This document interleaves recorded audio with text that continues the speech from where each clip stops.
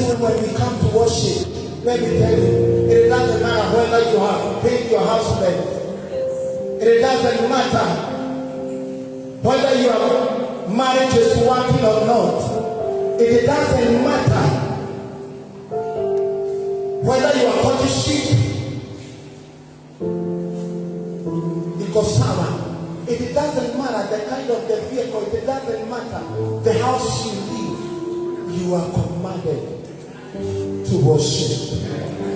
Look at your neighbor and tell him how you are commanded to worship. Hiyo ni ishara ya kukwambia ujipange na shida zako, ujipange na baraka zako. When you come to worship the Lord, wacha kuinua mdomo wa kumwambia Mungu na vile shida ziko. Inua mdomo wa kumwabudu Bwana na kumtukuza Jehova na kumwambia hakuna aliye kama wewe.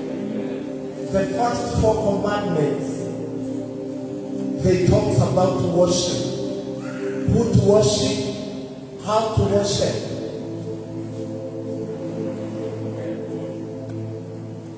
And where and how. Kabla ya kuambiwa usiimbe, kabla ya kuambiwa respect your mother and father, kabla ya kuambiwa respect the Sabbath day, before those things, they come after you are taught, and you are taught well how and who to worship and what to worship. Bwana asifiwe.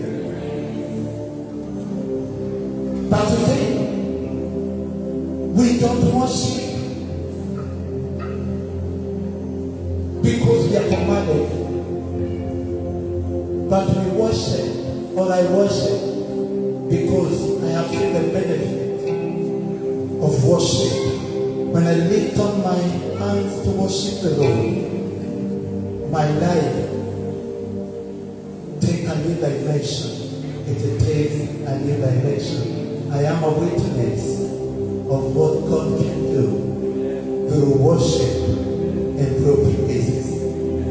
And today, God has granted you an opportunity as you dine in His presence, through your worship and through your praises. You will come out from the level you are and you will get to another higher level, because when you get there, you don't come back the same. You come back a different person. Praise the name of the Lord. So as we worship and as we prepare our worship to the Lord, just lift up your hands. The first song that I want to do is a song that says, Baba naomba kubarikiwa nawe. This is what worship, but it is a prayer.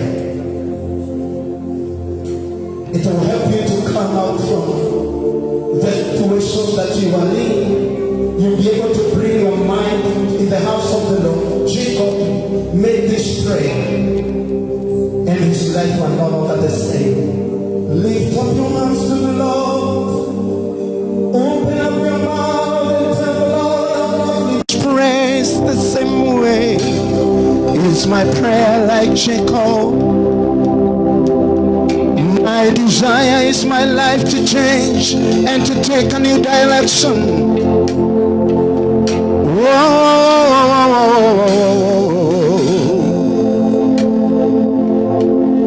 Hallelujah. Baba naomba kubarikiwa nawe, sitoki hapa usiponibariki. Baba naomba ubarikiwa nawe, sitoki hapa usiponibariki. Baba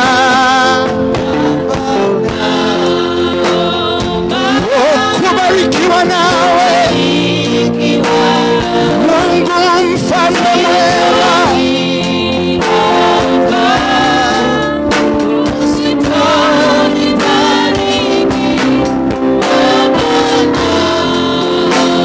Can you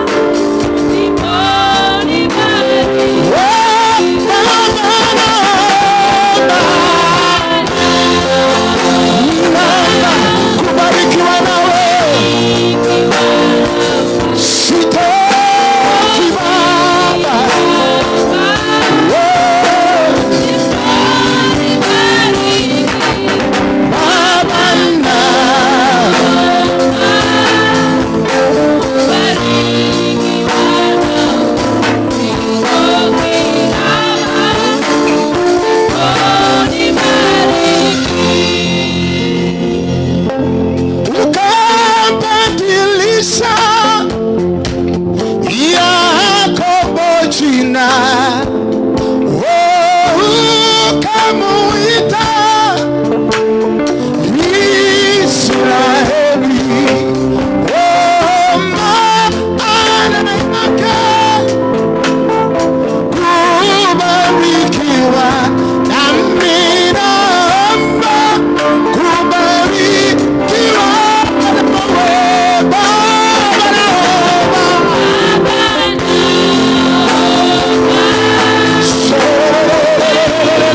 Baba, sitoki hapa. Inua mikono yako, mwambie Baba, Baba, naomba kubarikiwa nawe.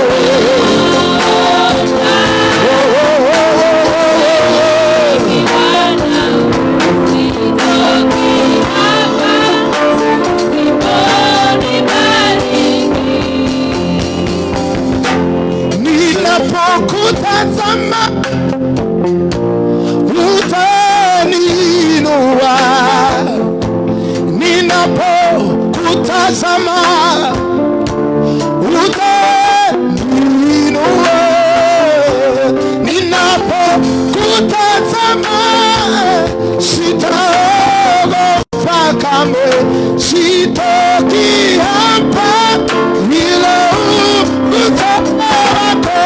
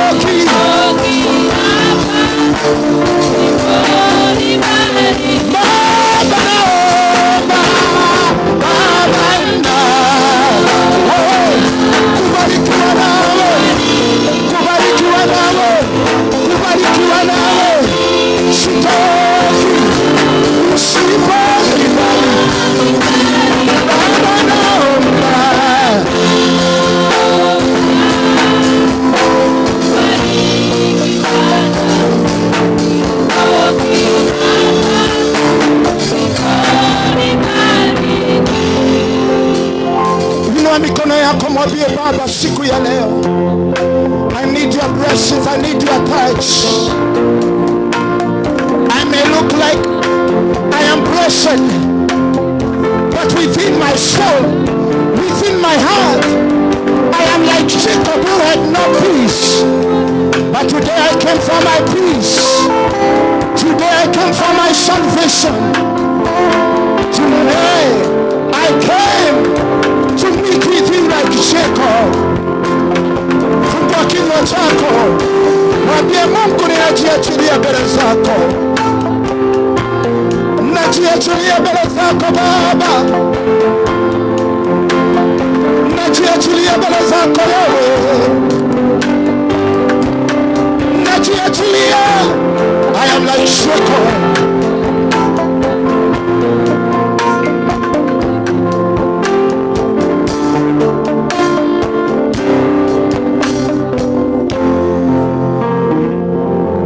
Inua mikono yako, mpigia Yesu makofi mazuri.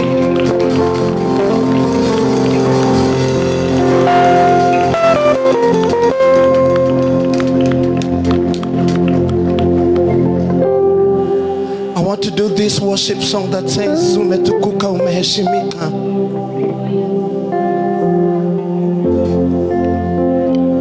One of the things I would love to say is worship the Lord with this song. When God gave me this song, or when the Holy Spirit dropped this song in my heart, those are like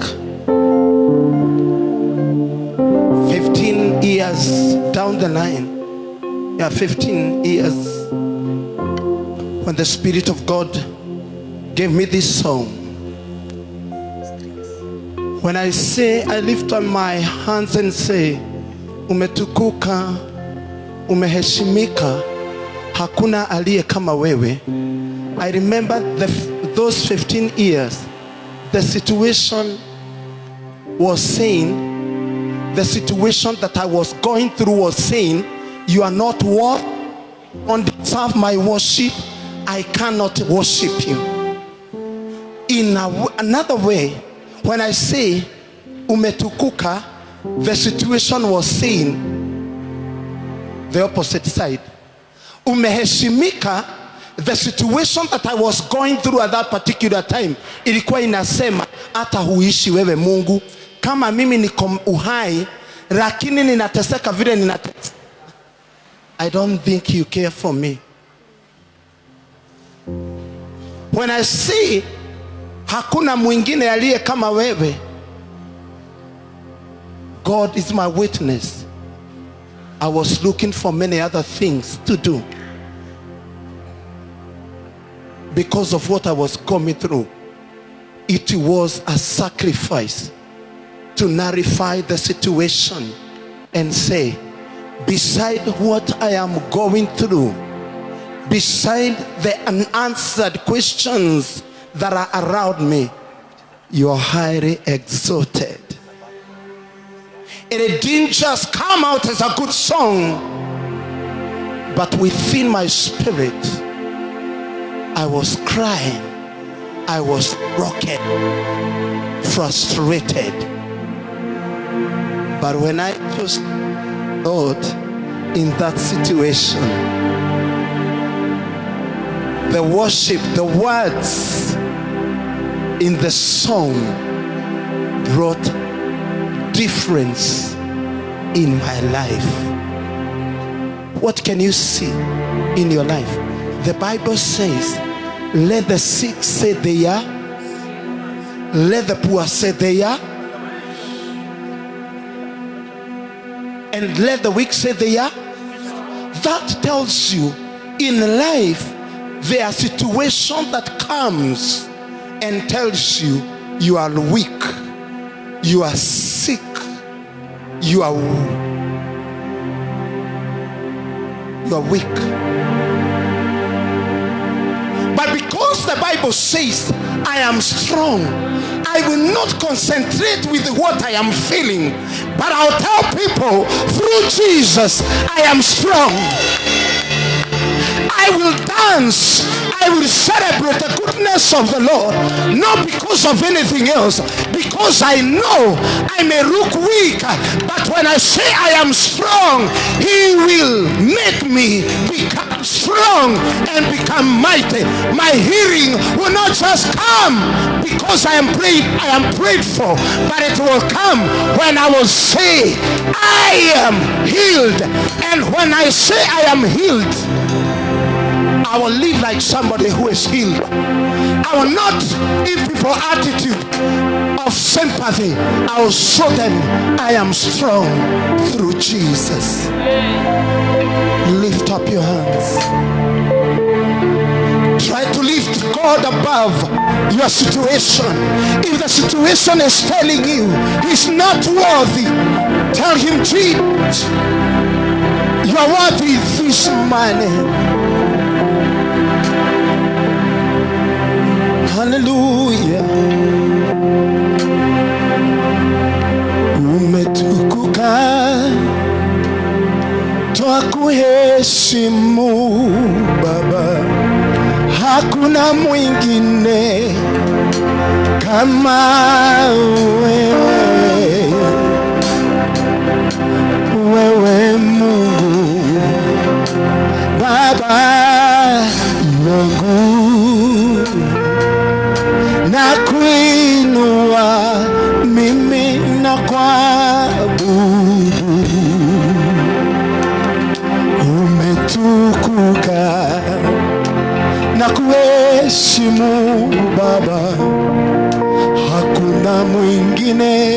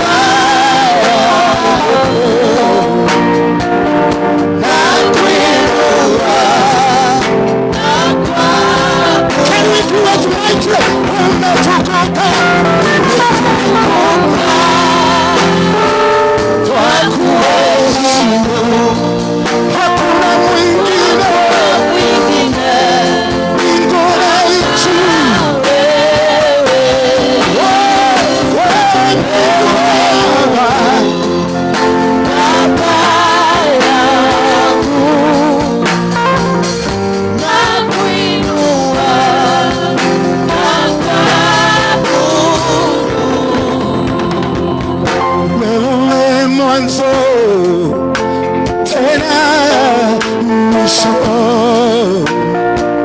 Simba wa Yuda hautashindwa.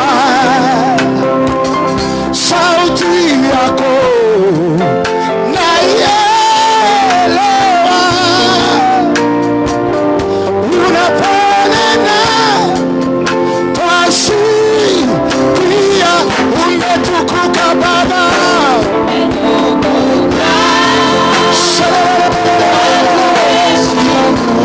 hakuna Mungu kulinda kama wewe. Inua mikono yako, inua mikono yako, mwabudu Baba.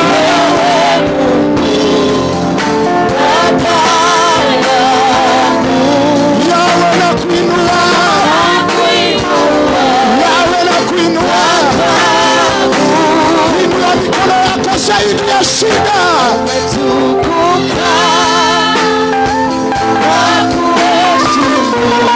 Hakuna kama wewe, hakuna kama wewe.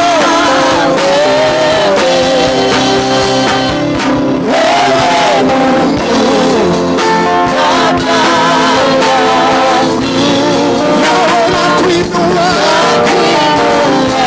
na kuabudu. Tena umetukuka.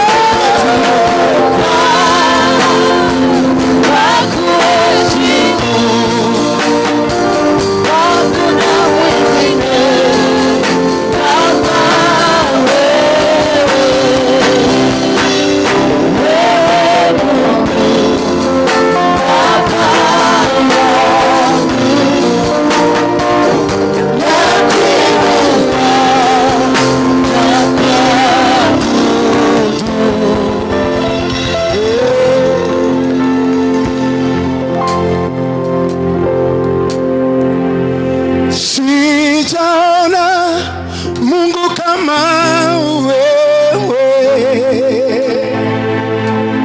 sijapata tena kama wewe.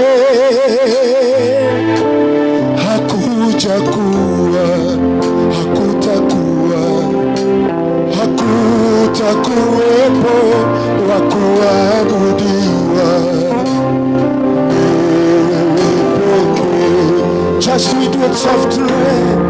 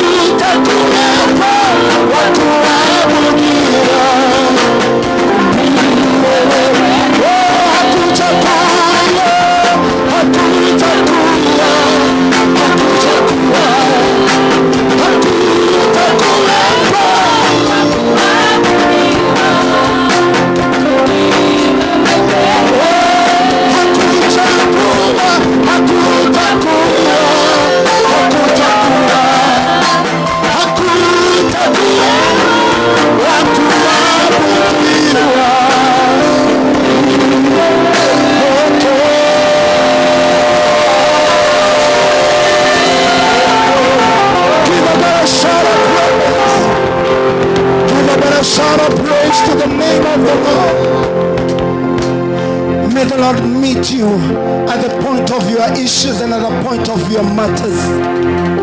May the Spirit of God through worship rocket you where you have been and elevate you to a higher level in the name of Jesus Christ. May the Spirit of worship reign upon your life, in your working place, in your home, in every environment you go.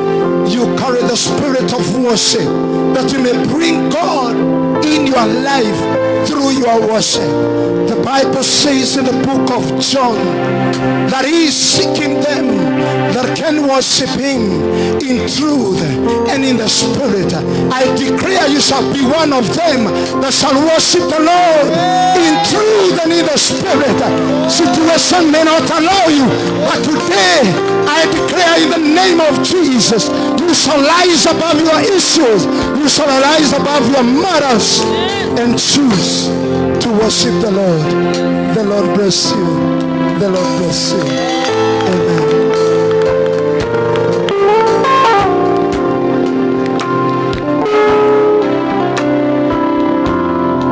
Just lift up your hands, everybody, and just tell the Lord, thank you for today. Thank you for being with us. Thank you for, I am ready to receive from you. Thank you for ministering to my life and to my spirit. Just lift up your voice and tell the Lord, thank you. Thank you, thank you, thank you, thank you. In Jesus' name we pray. In Jesus' name we pray. In Jesus' name, everybody, hallelujah.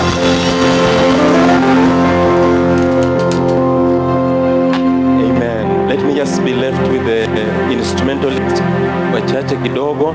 We can have our blessed seats in the presence of the Lord. Amen. Make sure you know the name of the person seated next to you. Amen. Make sure you know the name of the person seated next to you. You are likely to be seated next to the next CEO in your area. And if you ignore them today, you may need them tomorrow. The book of 1 Samuel chapter 19. We want to appreciate God for today. We want to thank God for our visitors. Pastor Isaac Kahura, God bless you and do you good. Amen. You know, sometimes we hear some of these blessed men of God on radios. We see them on TV.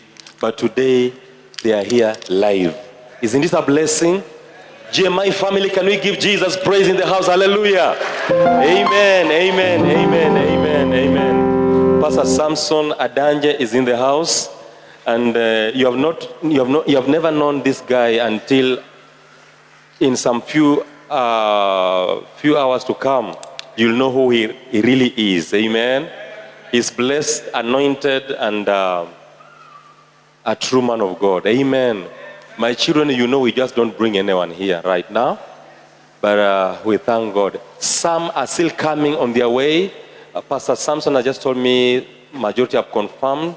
So in the afternoon, make sure you occupy your seat before you are left out. Amen. The book of 1 Samuel chapter 19. 1 Samuel chapter 19. 1 Samuel chapter 19. If you are there, you say amen. From verse 18, we are going to read from verse 18. Together from whichever version you have, we are going to read. 3, go. So David escaped and went to Ramah to see Samuel. And he told him all that Saul had done to him. Then Samuel took David with him to live at Naioth. When the report reached Saul that David was at Naioth in Ramah, verse 20, the Bible says, he sent troops to capture him. But when they arrived and saw Samuel leading a group of prophets who were prophesying, the Spirit of God came upon Saul's men, and they also began to prophesy. Verse 21, when Saul heard what had happened, he sent other troops, but they too prophesied. The same thing happened to the third one. I don't know whether you're noticing something here. That it's not just one man who was prophesying, the priest, but all that went there, they prophesied. Verse 22, finally Saul himself went to Ramah and arrived in the great well of Seku, where are Samuel and David. He demanded, they are at Naioth in Ramah. Someone told him. But on the way to Naioth in Ramah, the Spirit of God came even upon Saul, and he too began to prophesy all the way to Naioth. He tore off his clothes and lay naked on the ground all day and all night, prophesying in the presence of Samuel. The people who were watching exclaimed, what is this? Even Saul, a prophet. First, the book of Psalms,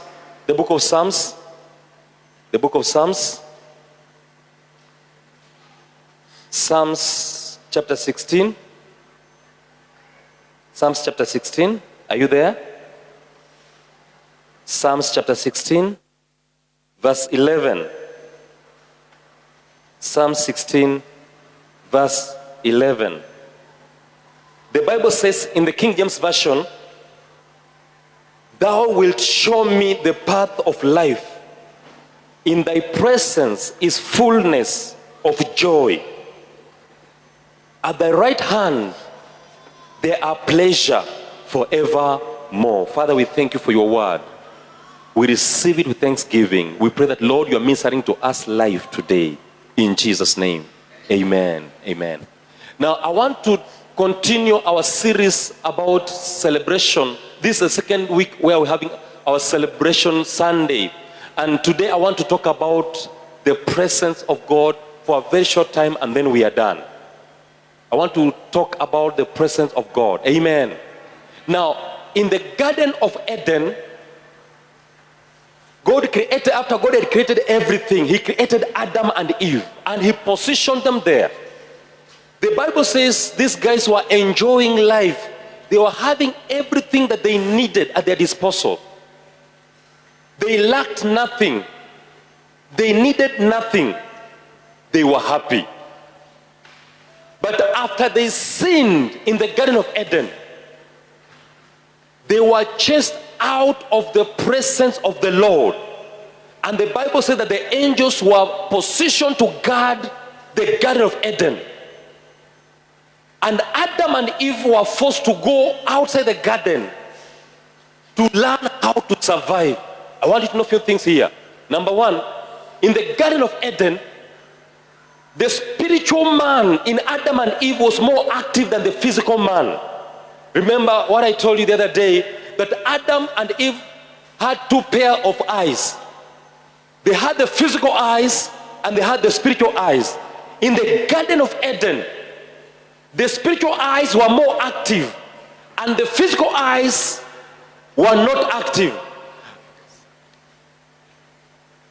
And immediately they sinned by eating from the forbidden tree.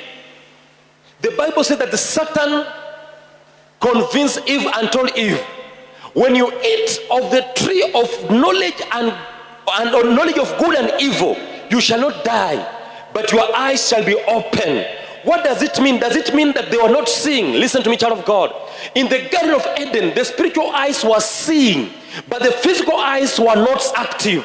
And that is why they were seeing things the way God was seeing things. The spiritual eyes were active. They could see just as God was seeing. That's why God told Adam and Eve to name all the creatures that he had created. And the Bible said that Adam named them. And God saw the name that Adam was giving to everything that God created. And he said, it is so. Listen to me, child of God. Each one of us today, you need to realize God has created you with the two pair of eyes, the spiritual eye and the physical eyes. And you know that spiritual eyes normally, they concentrate on what God is seeing, on the superior things. But the physical eyes, which are more carnal, they are only concentrating on what the world and the nature is seeing. That's why immediately Adam sinned. His eyes were open. And what happened? Immediately their eyes were open. They realized they were naked. These guys were naked all the way from the time past. But they were concentrating on the spiritual part of it, that they were not able to see the negative. People that their spiritual eyes have been closed, they concentrate on seeing the negativity in other people without necessarily appreciating what God is doing in the lives of the people. But people that their spiritual eyes are open, they see what God is seeing. When the enemy says you are defeated, with the physical eyes, yes, you may see you are defeated, but with the spiritual eye, you are able to see exactly what God is seeing. The Bible says that the things that have been revealed, the things that we can see are temporal, but the things that are not revealed are supernatural. I'm here to declare to every child of God that as your eyes are being opened today to behold the beauty of the Lord, you shall see what the Lord is seeing. And as you see them and declare them, you are going to encounter them and to embrace them. Praise the Lord. The Bible says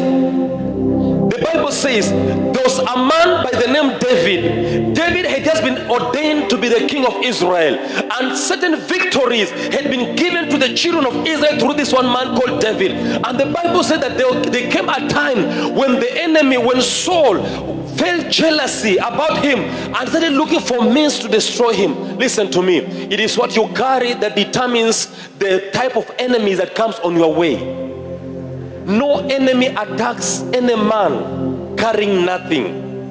No enemy attacks any man without anything. Immediately David conquered the Goliath and the giant, and people started celebrating, cheering him up. That's when the war began. The war you are going through today, it is because of exactly what the Lord has exposed the people to see in you. Therefore, I'm here to charge you. You are not stopping. You are not giving up of what you have been doing. You are continuing, because even though your beginning may look weaker and smaller, continue pushing on. There's brighter light ahead of you in the mighty name of Jesus. And the Bible says David became an enemy of Saul, and Saul started looking for means to destroy David. But one day, when Saul had planned to kill David, David ran to his spiritual father by the name Samuel.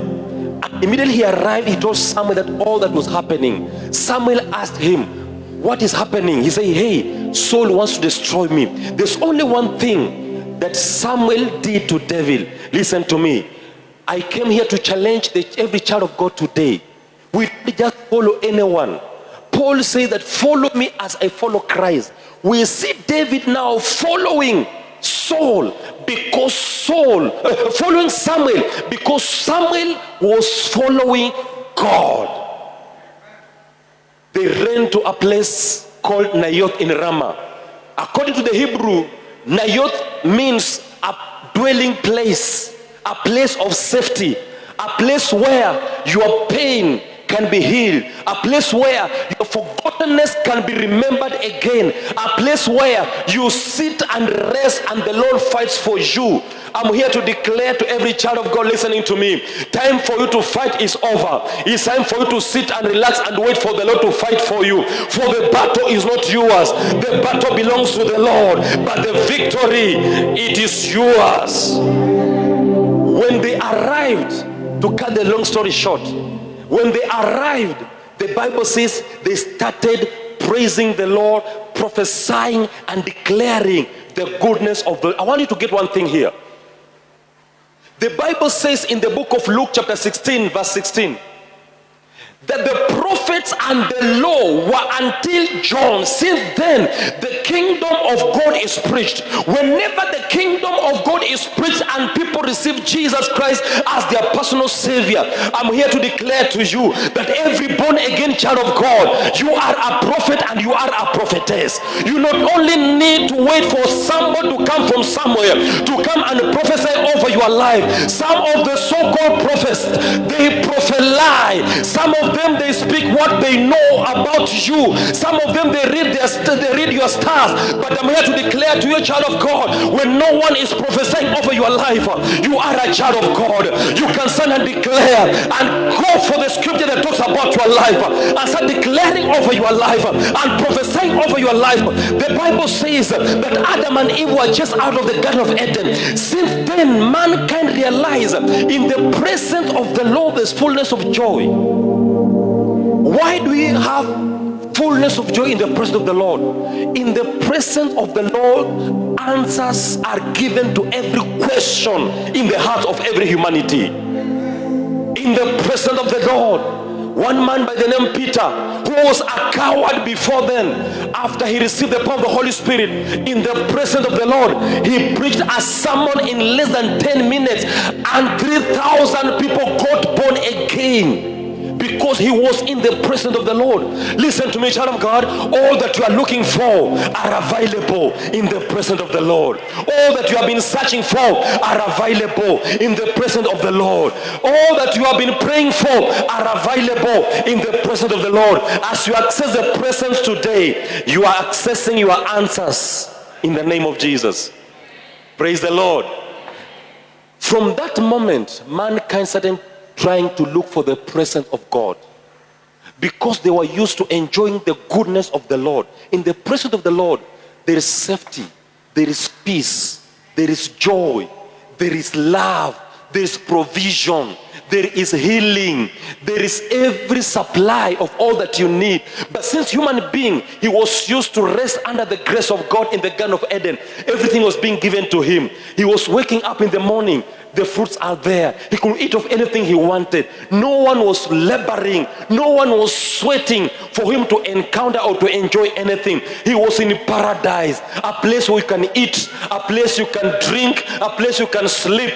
But this was all missing. They started looking for what we call the presence of God. How are they doing that? How are they doing that? They started inventing means of accessing the presence of God. That is the beginning of religion. That is the beginning of denomination. That was the beginning of functions or some activities that people think by doing these activities they are able to bring about the presence of the Lord. They are forgotten. Listen to me, child of God.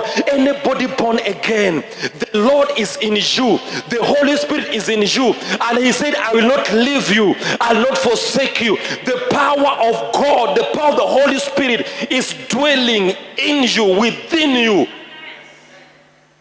Remember, I taught you last time that the Holy Spirit is in you, he is upon you, and he is with you.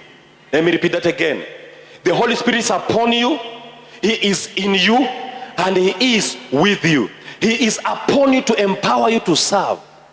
He is in you to lead you, and he is with you to fellowship with you. In the Old Testament, God could leave you, the Holy Spirit could leave you and come back at certain times. But in the New Testament, I have got good news for you. He is there with you. When you enter your toilet, he is right there with you. When you go to fetch water, he is right there with you. Why? He shall not leave you nor forsake you. We are living in the end times, whereby only the presence of the Lord will sustain you and keep you in all the calamities of life.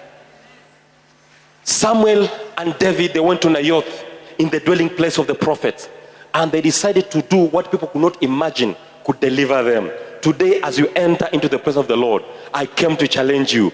You shall prophesy. I say you shall prophesy. And as you prophesy, things will start aligning themselves for you on your behalf. Genesis chapter 1. In the beginning, God created the heavens and the earth. And the earth was empty and formless and void. And darkness was over the deep, over the face of the earth. And the Spirit of the Lord was hovering over the deep waters. And God said, let there be. And it became. In your confusion, in life that has no meaning today, as you shall stand up to prophesy, things will start aligning themselves on your behalf. Now, immediately Samuel arrived at Naioth with David. They started prophesying. Something happened. Saul inquired of where David was because he wanted to go and kill David. And the Bible says he was informed that Samuel and David are at Naioth. They are in the presence of the Lord. That's where they are prophesying. Saul said, I'll send my people to go to where he is so that I can arrest him, I can kill him. But listen to me. They sent the first troop to where Samuel and David was. immediately the enemies arrived. Instead of arresting David and Samuel, the Bible says that the Spirit of the Lord rested upon them and they started prophesying. In the presence of the Lord, no enemy will bring you down. Instead, they will team up with you and praise the same God you have been praising without fighting them, because the battle belongs to the Lord. The Bible says King Saul sent the second troop again. When the second troop went to where Samuel and David was, the Bible says the same thing happened. The Holy Spirit landed upon them and they also started to prophesy. They prophesied. They sent the third troop. They also prophesied. And the Bible says when King Saul realized that these guys are not coming back, I'm here to declare to somebody, your enemy are going to wait for the other troop to come back, but they will not see them, because whoever is trying to bring you down, he will team up with you. He will declare and say, hey, this is a blessed child of God. I cannot curse what God has already blessed. No one can say no when God has already said yes. It doesn't matter how many people will team up to come and bring you down. I'm here to declare to you, child of God, we serve a living God. We serve a mighty one in battle. The great I am, the Yahweh. He knows every battle. He knows how to fight them. The Bible says when Saul arrived, instead of capturing David and Saul, the Holy Spirit landed upon him and he removed his clothes. He remained naked. He started prophesying while naked for 3 days. Saul was prophesying. Instead of arresting them, he was prophesying. I'm here to declare to every child of God that the Holy Spirit is already in the house. As you enter into the presence, it doesn't matter how many people are not backing up with you. Whoever is trying to attack you, I know some are going through some challenges. Maybe your enemies are financial. Maybe your enemies are in your place of work. Your enemies are in business. I'm here to declare to you, as you land in the presence of the Lord, you need to prophesy. You don't need to curse your enemy. Don't kill your enemy. We need our enemies to stay, because they must testify of what the Lord is doing in our lives. For the Bible says the Lord shall prepare a table for us before our enemies. I don't need any of my enemy to die, because listen to me, the same enemy tarnishing your name will become the same enemy telling people about the goodness of the Lord upon your life. I see this young man by the name Joseph, the same brothers who sold him, and they said that this man is a dreamer. Let us sell him to another foreign land so that nothing good can come out of him. The same brothers to Joseph, I see them going to their father back at home, taking the good news, telling the people, hey, our brother that we sold, he is still alive. I'm here to declare to somebody, you are not alone. Greater is he that is in you than he that is in the world, because Jehovah is on your side. Those who are against you, a time is coming. They shall look at your life. They shall see the God you serve. I came to announce to a child of God, there is somebody by the name Daniel. He was thrown into the lion's den. The same king who commanded this guy to be thrown into the lion's den came out in the morning and he said, is the God, as the God delivered you? I'm here to announce, your enemy are about to ask, your enemies are about to ask, they are about to ask, they are about to ask, what has happened? You will tell them, I was in the presence of the Lord, not fighting the enemy, but prophesying, declaring the goodness of the Lord, talking about the mighty work of Christ, looking at the mountains and declaring that great is mighty God. You look at the creation, you praise the Lord. You look at your children, you praise the Lord. You look at what you have not achieved, you still praise the Lord. You look at the attack, you praise the Lord. Listen to me, child of God. Only a mature believer will worship the Lord in the midst of the calamity.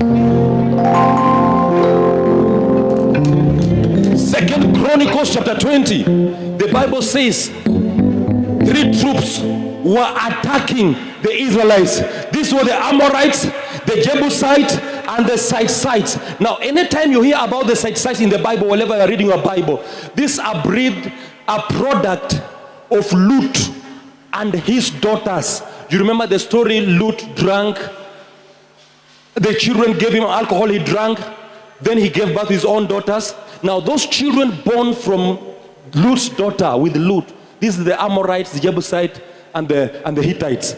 Now, the Bible says these three guys, they came to fight the Israelites, and the Israelites prayed, and the Lord spoke to them through Prophet Jehoshaphat, and he told them, you enter into the valley of GMI. Did you hear what I said? They were told, enter into GMI today and don't do anything. I'll instruct you on what to do.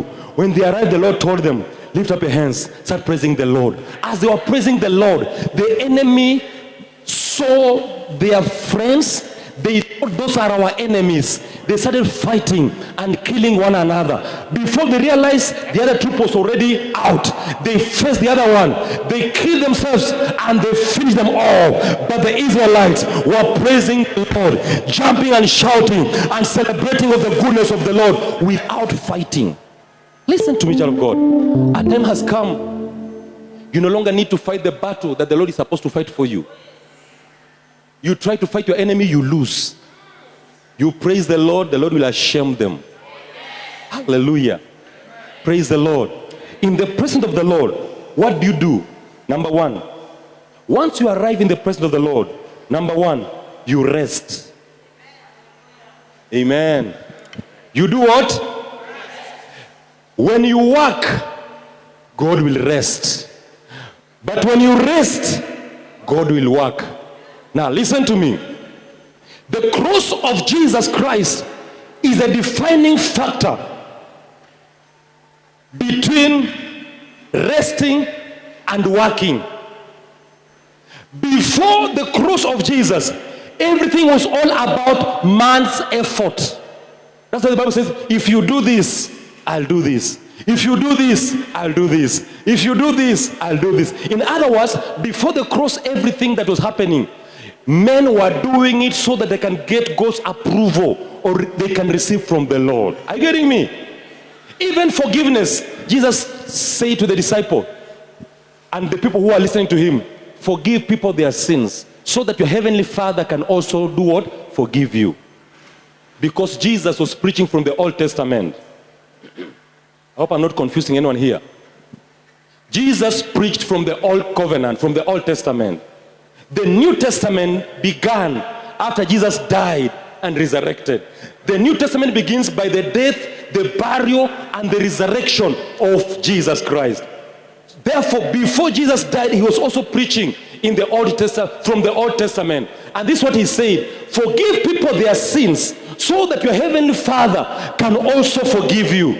But under the dispensation after the cross, this is what Paul is saying. Just as you are forgiven, you too forgive. You are no longer forgiving to be forgiven, but you are forgiving because you have already been forgiven. In other words, it's what you receive, the product of what you receive, you are able to give out to other people. Love, not because you want to be loved back. Love because that is the nature you have in you. There's no day a chicken will produce milk and a cow will produce eggs. A chicken is a chicken. A cow is a cow. When you are born of the Spirit and of the Word of God, you are a child of God. Naturally, without being forced by anybody, you live like a new believer. You behave like a new believer. You talk like a child of God. You walk like a child of the new covenant. In grace, under the new covenant, once you arrive in the present, you need to rest. Tell your neighbor, rest. Mwambie rest. Someone came to me and was asking me, Pastor, I have some money here I wanted to buy. Do you have some oil I can buy so that it can help me when I go home? I told her, oil for what? Say, so that I can use it for, I said, listen, rest. You don't need oil. Then she said, the lady told me, Pastor, then teach me how to pray whenever I wake up at 3. I said, at 3, go and sleep. You know, religion has created things in the lives of people until you think this is how they're supposed to be. The Bible says the Lord gives sleep to them that he loves, and they sleep. But pastor, unajua Waislamu wanamkanga saa 11 before Waislamu waamuke, mimi nataka niamuke nianze kupigana na wao. You are not a witch throwing when they throw. You are a child of God. You worship the Lord, you praise him, you forget about what you're going through, and you rest in Christ.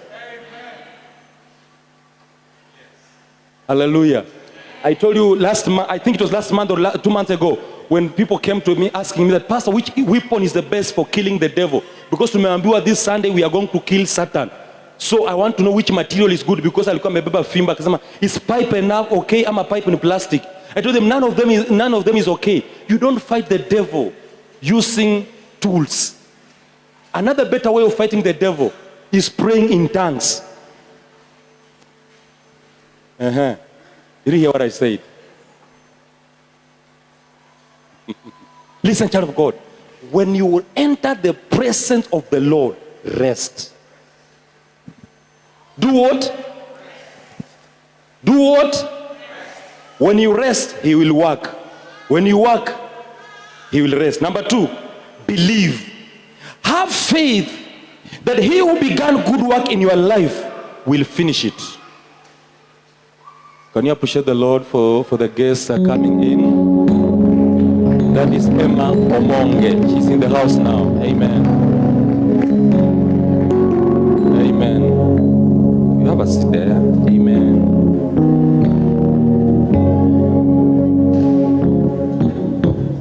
People were asking me, Pastor, are you sure they are coming? Now they are here now. Amen. Can we give Jesus a better praise in the house? Hallelujah. Amen. So whenever you are in the presence, believe that he that began good work in you shall bring it to pass. Faith means resting in the finished work of Christ, assured that he that began shall surely bring everything to fulfillment. Faith doesn't require you to walk with it, along with it. Faith wants you to climb on the back, keep quiet, and let it take you where it's supposed to take you. As you believe, wait to see. Number 3, as you enter the presence of God, prophesy. You can only prophesy while in the presence. Prophecy is not only limited to one man in a church. Amen. And the rest are shouting, go deeper, go deeper. That's not prophecy. That is gymnastics in the church. That can I prophesy? If God has spoken to, why are you asking me again? Can I prophesy? Hii ni michezo kanisani. Every child of God born again, filled with the Holy Spirit, you have the ability to stand and prophesy. Now you think, okay, Luke chapter 16 verse 16. Go to Luke chapter 16 verse 16. The book of Luke 16 verse 16. Amen. Hallelujah. Praise the Lord. Praise the Lord. Amen. The book of Luke chapter 16 verse 16. Are you there? I want you to read from your Bible, from your own version, not my version. Now, for those who have gone to school, you will help me understand what this means. Until John the Baptist, the New Living Version, the Bible says, until John the Baptist, the law of Moses and the prophets and the message of the prophets were to guide. But now the good news of the kingdom of God is preached and everyone is eager to get in. Let me read from the King James Version. The law and the prophets were until John. Since that time, the kingdom of God is preached and every man presseth into it by himself. Every child of God is a prophet and a prophetess. You don't need to run to anyone. You can stand and declare things. The Bible says, you shall decree a thing, it shall be established. Amen. So you don't need anyone to go deeper for you to receive a miracle. You are already blessed. So under the new dispensation in the presence of the Lord, you need to stand up and declare things. This morning I was talking on the radio concerning angels, especially Ecclesiastes chapter 5 verse 6. What does the Bible say? That the angels of the Lord are standing next to you. That every time whatever you say, they are running to fulfill. As you prophesy positivity over your life, they are going there to fulfill. From today, start speaking positive over your lives. Amen. Can I hear a louder amen? Amen. Speak what you are seeing in the spirit and not what people are telling you. Speak positive, it shall be so. Number 4, when you are in the presence, eat. When Adam was in the Garden of Eden, his work was to eat and to enjoy the goodness of the Lord. In the presence, read your Bible, eat the word of God, eat worship, eat praises, praise, read the word, prophesy, pray in tongues. Do that and you'll be surprised at how the Lord will visit you in a manner that no one has ever seen before. Amen. Number 5, in the presence of the Lord, in the presence of the Lord, in the presence of the Lord, praise and worship the Lord. Amen. In the presence of the Lord, do what? Praise and worship the Lord. In the presence, praise and worship. Listen to this. When Paul and Silas were praising the Lord with chains on their hands and on their legs, the Bible says that the chains were broken and the gates were open and they were delivered. There can be no sick person who appears in the presence of the Lord and lives the same way he or she came. I'm here to announce to you, you will not stay in the presence of the Lord and your life remain the same again. As you land in the present, there shall be a difference in your life. I want you to imagine this, that we are living on the last days, that anytime from now, Jesus Christ is coming back again. We can no longer concentrate on petty things. Even praying, the prayers we pray today, can you imagine that the only prayer you pray every day and the only preacher we preach every day is about God blessing you with money, God blessing you with a car, when we have non-believers with good cars? Now, if you're preaching or praying only about people with cars, what will you preach to Bill Gates when he comes? Nothing. You can't preach. You know why? This time, work hard to make sure that because the presence of God is already abiding in you, be determined to save a single soul in a day. You have fulfilled the great debt given to you by Jehovah God. Amen.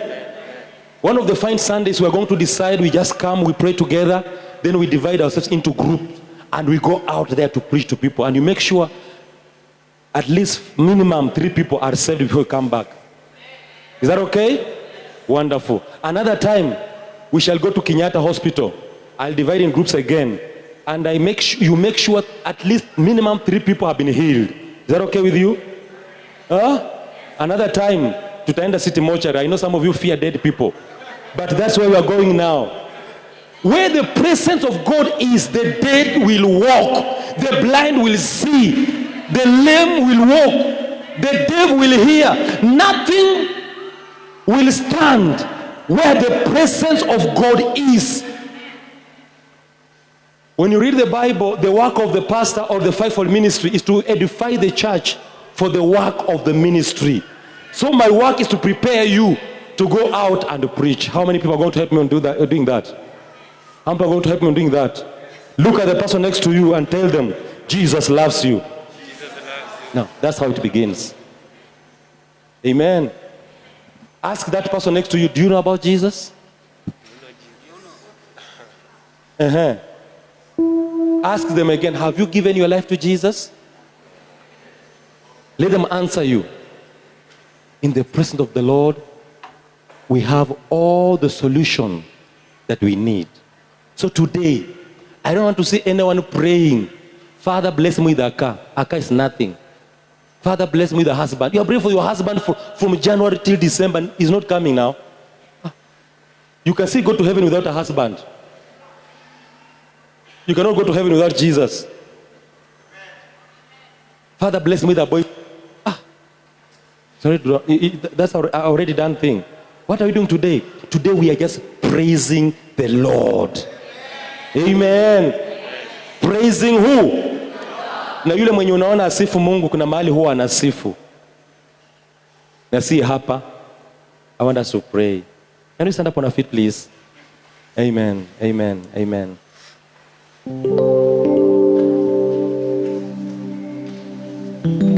Lift up your hands. I want us to pray. I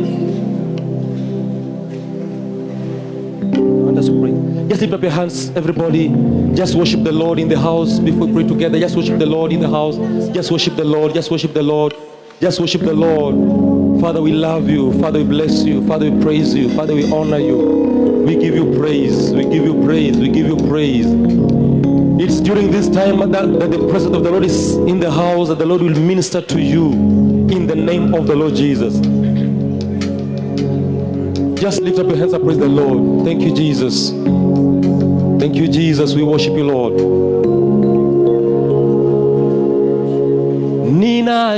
Ninashangaa nikielewa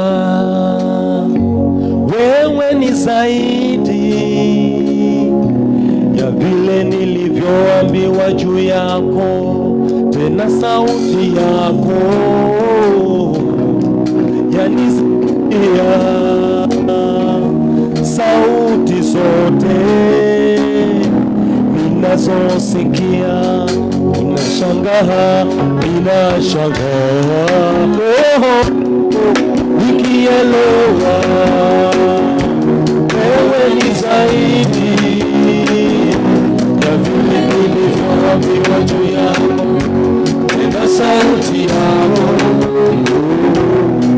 yanisikia sauti zote ninazosikia. Ninashangaa, ninashangaa nikielewa wewe ni zaidi ya vile nilivyoambiwa juu yako, tena sauti yanisikia sauti zote ninazosikia. Yale umetenda, yale umetenda, yote ni yako.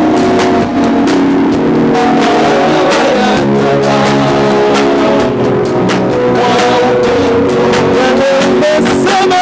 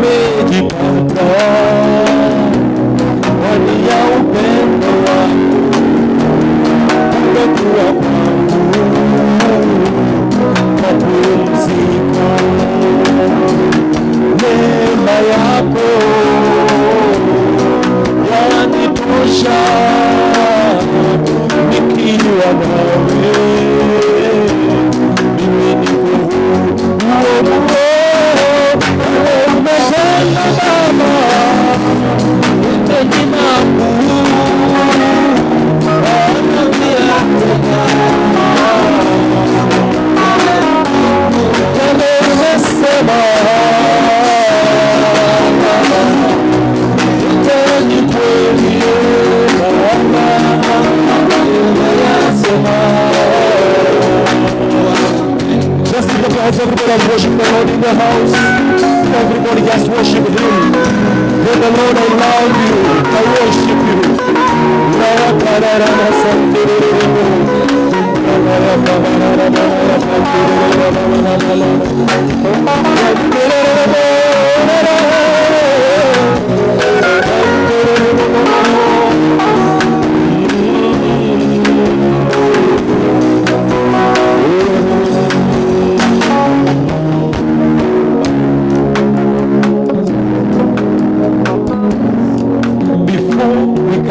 Because I want to pray for you.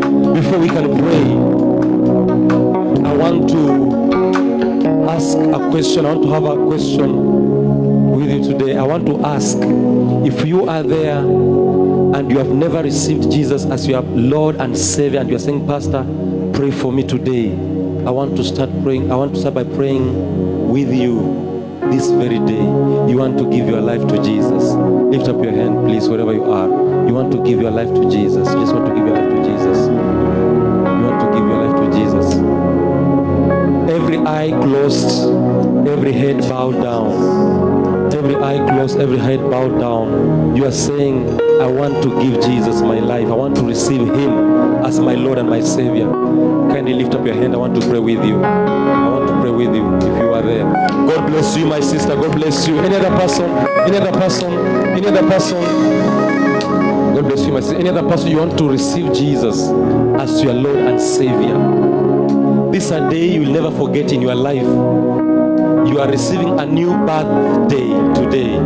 Any other person who wants to receive Jesus as his Lord and Savior? You want to receive Jesus? You want to receive Jesus? Now, because of time, I want us to help our sister receive Christ as her Lord and Savior. So, my sister, just come.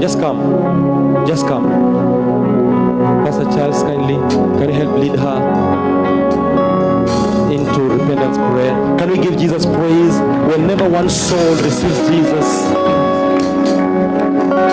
Just go and lead her to Christ, please. Amen. Amen.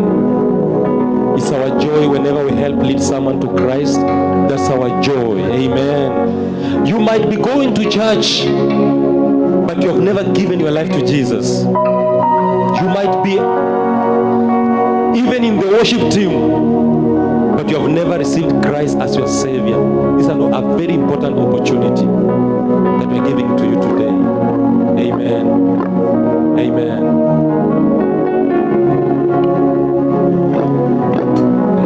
On the bodies, on the heart, rolled away. It was there.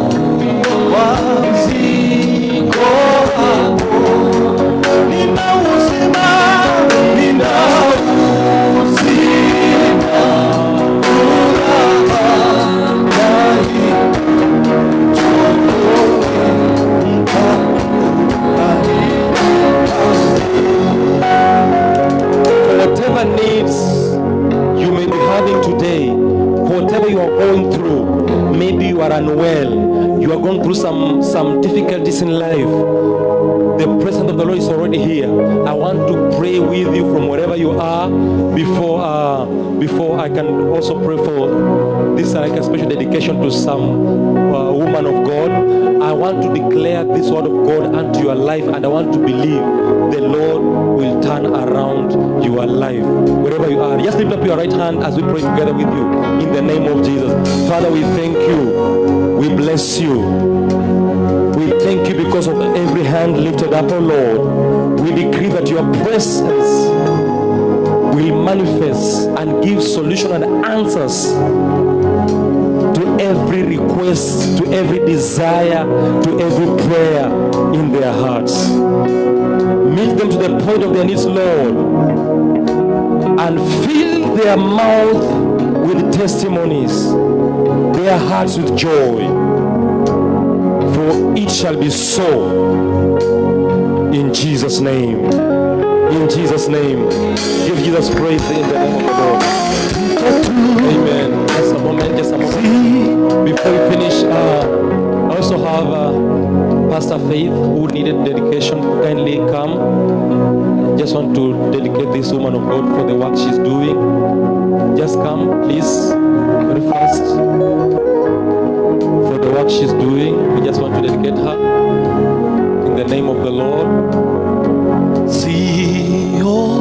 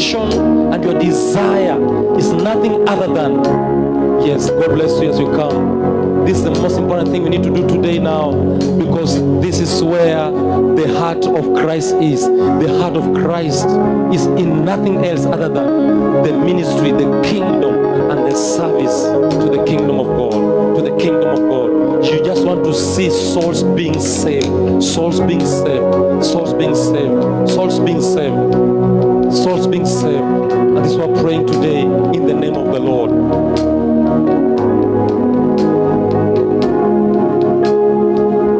Father, in the mighty name of Jesus Christ, on this special day, I want to dedicate your sons and daughters, your servants before thee today, as I decree and declare today that, Lord, that which you began in their lives, you are faithful to bring it to pass. In the mighty name of Jesus Christ, I pray in the name of the Lord that all the gifts of the Holy Spirit that are needed for their service to the kingdom of God are being released over their lives today. In the mighty name of Jesus, I declare them to walk in miraculous starting now. That, Lord, the blind shall see, the lame shall walk, souls shall be saved, families restored, lives healed, in the name of Jesus Christ of Nazareth. I hereby declare that as they go and come out, that their lives shall be full of miracles, their lives shall be full of testimonies. Lord, you shall draw many to yourself through them. You shall reach the lost through them. You shall heal the body of Christ through them. And that, Lord, for every pain they have been through, there shall be a restitution. There shall be a restoration. I speak a brand new name over their lives, a new name over their career, a new name over all that they are doing. I pray in the name of Jesus, no, there shall be no obstacle before them that shall stop them. In the name of Jesus Christ, from today as they leave this place with the power, with the anointing, with the grace, with the favor. In the name of Jesus Christ, wherever they go, the word will listen to them, the word will look for them, the word will obey them, the word will respond with the power of the gospel. Father, I pray that you accompany the gift you have given to them with finances and all the resources needed.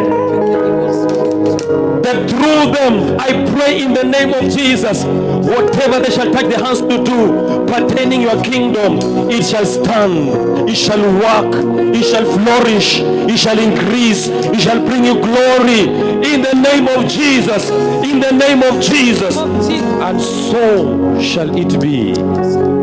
In Jesus' name we pray. Give Jesus praise, everybody, in the name of Jesus. In the name of Jesus. In the name of Jesus. In the name of Jesus. We want to give our offering and our tithe to the Lord, because I'm being fast because our time is so much spent, and we want to do it on time. So kindly package your offering, package your tithe, package your offering, package your tithe. If you need an envelope, you just lift up your hand, it will be given to you. Just package your tithe and your offering, package your tithe and your offering, package your tithe and your offering, package your tithe and offering. In the name of Jesus, in the name of Jesus, Pastor Charles, just deal with it. In the name of the Lord, in the name of Jesus.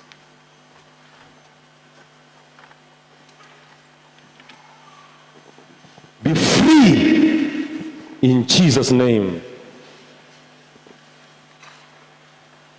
Be free in Jesus' name. Be free in Jesus' name. Ushers. Be free in Jesus' name.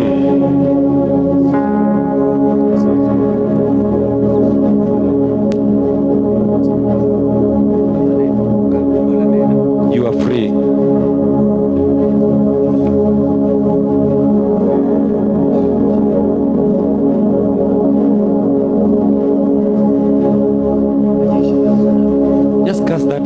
That's a small thing, just cast it out.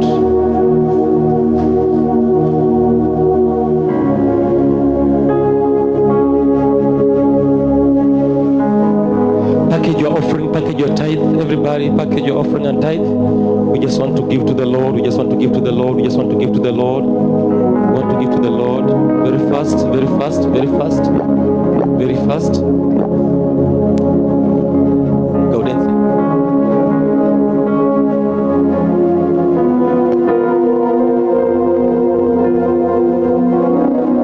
Amen, amen.